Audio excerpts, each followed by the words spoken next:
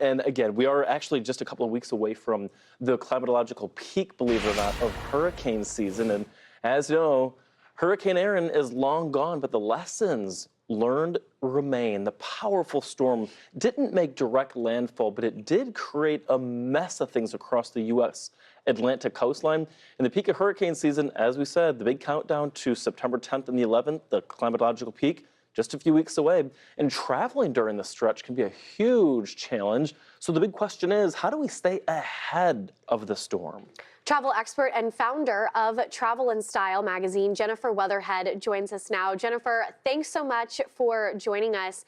With everybody flocking to the beaches for travel, what are some of your tips, especially when we are talking about extreme weather conditions?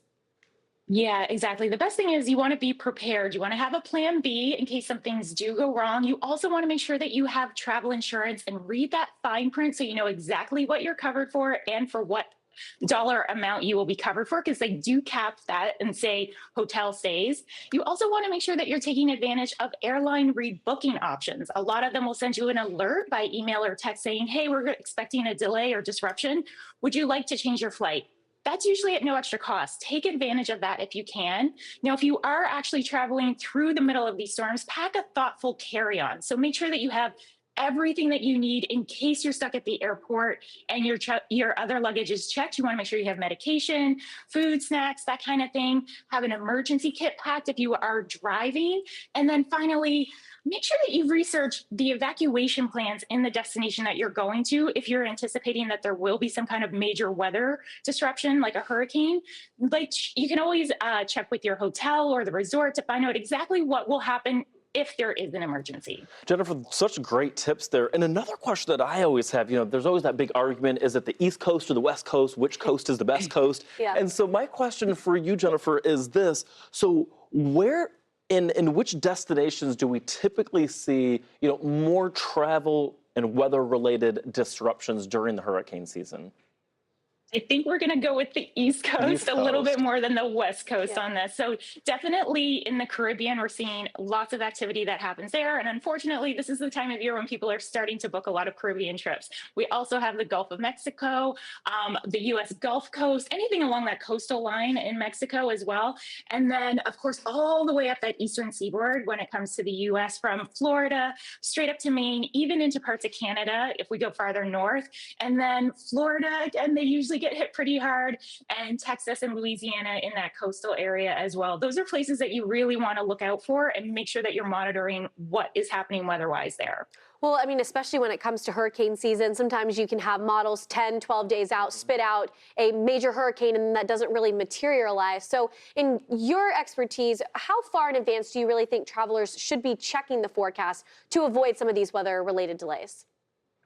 I always say a week out is usually pretty good because, like you said, that we do kind of know when things are kind of happening. So a week out, start looking into it, monitor it, then you can kind of go day by day. If you are realizing that your destination is in the path of some kind of big weather disruption, start looking at that hour by hour, especially if you're going to be driving or flying. Perhaps you can change your flight from a morning flight to an evening flight to help avoid that. And I would also make sure that you're double checking not just your arrival airport and your departure airport, look at the flight path as well, because a lot of those things have domino or ripple effects if some flights are canceled.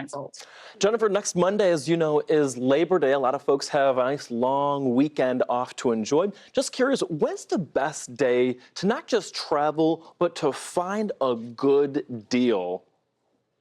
Yeah, so I mean, definitely going to be one of the busiest travel weekends of the entire year. If you can leave on Thursday before noon, I would do that.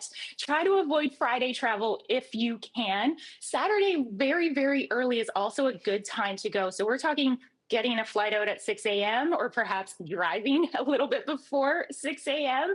Super early start, but it will save you some of that stress and some of those headaches. When it comes to returning, Sunday is pretty much a no-go, or sorry, Sunday is a good day if you can come back in the early morning. Afternoon, not so much, and into those evening hours.